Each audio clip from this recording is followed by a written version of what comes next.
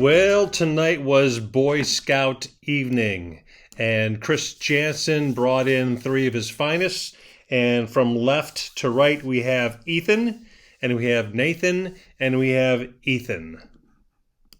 The tallest of the Ethans is Chris's son, and he made mention that he has worked on a series of projects, one of which is the archery field located in Bixler Park, where the targets were falling apart. There was 4 of them, and the guts were falling out, and he says it looked ugly and it's difficult to see the targets, and so he fixed those up and replaced some guts, and now they have 5 targets, and so that's a successful project.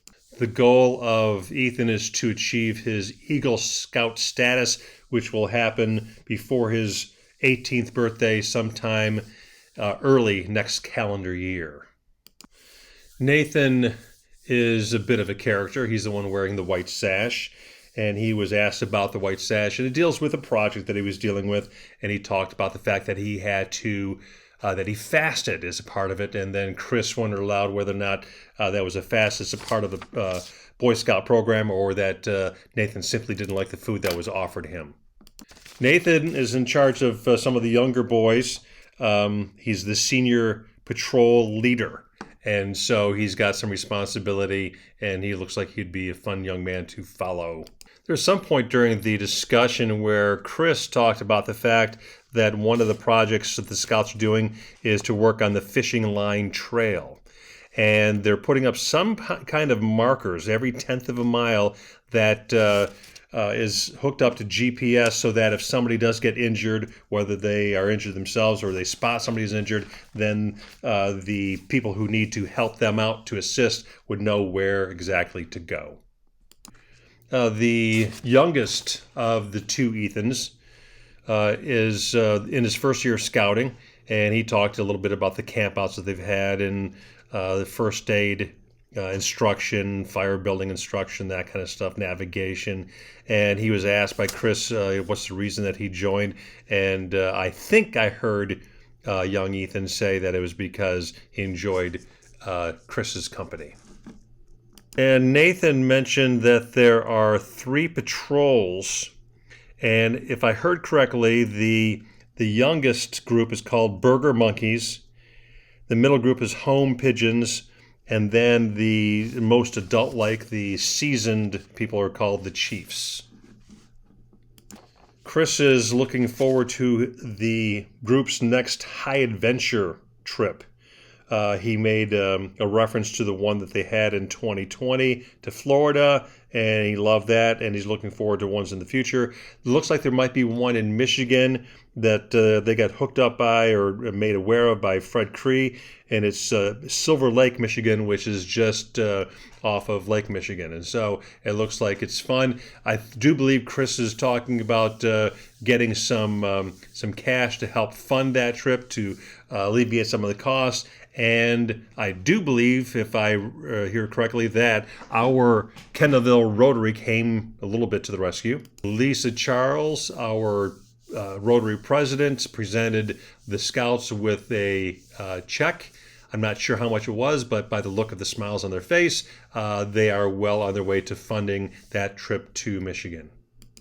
As you might have seen earlier in this video, I did some research about the Boy Scouts, the history of it, and I had no idea it started in Great Britain, and nor did I know that the founder of it was a part of World War II, and when he was a spy, and I love the little phrase that he was engaged in espionage by entomology. Pretty cool. Anyway, what you see here in front of you is the rank advancement that is within the Scouts that we talked about a little bit today, and so it's interesting, and I thought it was worth another look. And then we get to the regular meeting agenda, where we had the pledge, the prayer, and the food.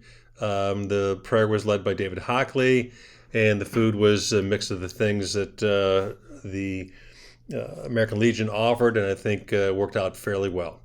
Al Huth made mention that there is going to be a tree lighting ceremony in 2 places on December 2. And The first one is going to take place at the Kendallville Triangle Park, which is right across the street from the Community Learning Center. And from there, the people who attend and who are caroling will continue caroling down the street, and they will go to the Pocket Park of Kendallville and do the same kind of thing. There's a lot of Christmas celebrations going on early December.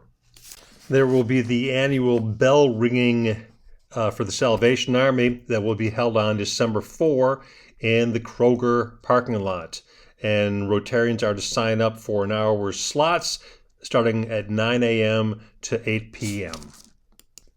Harry Milton, who does not have an email address, is pushing the idea that we should be helping out with the windmill parking, and that he's going to need about 7 people on December 4th from 4:30 to 8:30 p.m. with that task. The last announcement deals with the parade, the Christmas parade down Main Street, Kendallville. And Fred has guaranteed that there is going to be a float, a Rotary float. And so he says he'll put out information if people are interested. They can help him out. There is a theme of the gingerbread man. The concept of gingerbread man does not do much for me. I think we might be better off, and I'm kind of going down the road of getting inside of Fred's head, is that we should combine maybe a little bit of Halloween and a little bit of Christmas, and then instead of the gingerbread man, you could have Glimmer Man. That would get the kids excited. If you're not really into the scary part of it, we can go down the road of being cool. And so instead of the gingerbread man or Glimmer Man, we can go with this theme of Yuda Man. Al led us in song, and actually one song, and it was some kind of French thing, either Frere Jacques or C'est la vie, something like that, and it was awesome. We also had our Rotary Lottery, and the 2 winners were Scott Frick and Jenna Anderson, and nobody pulled the magic card.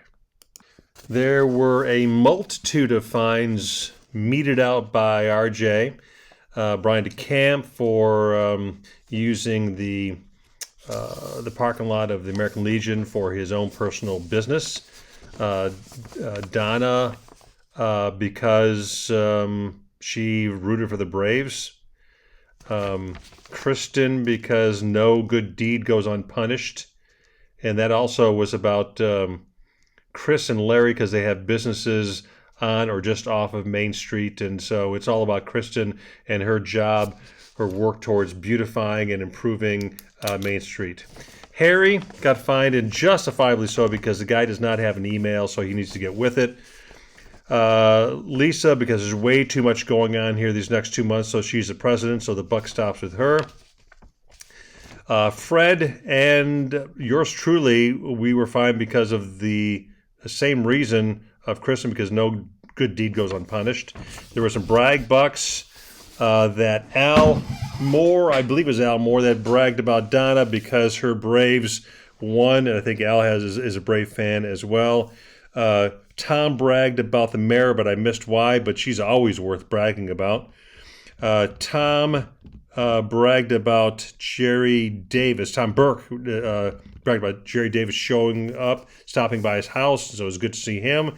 And Dave Wilson and his wife Camille celebrated the fact they're going to be great-grandparents 5 times over with their new great-great-grandson. A couple things to tidy up. I sent around a polio fundraiser sheet, and it's a list of people who have already signed up for November 16th. That's next Tuesday, the Rotary meeting that's going to be held at Sylvan Cellars to raise money for polio. And so people have their names on there, and people added names and made some adjustments. I will attach to this very email that you got this link from to watch this wonderful video. I'll attach another link for the polio fundraiser. And there will be another link on this email about the Rotary Christmas Party. It's going to be held at Hostler Realty, and it's going to be December 7th and it starts at, I do believe, at 6 o'clock. And you'll find out more information about this on the link that I send you. And I think that's all for this evening. And so I'll see you hopefully next week at Sylvan Cellars so that we can raise a bunch of funds for the eradication of polio. See ya later on. Ta-ta. Hasta la vista, baby. And with that, we all please rise and join me in the four-way test. Things we say.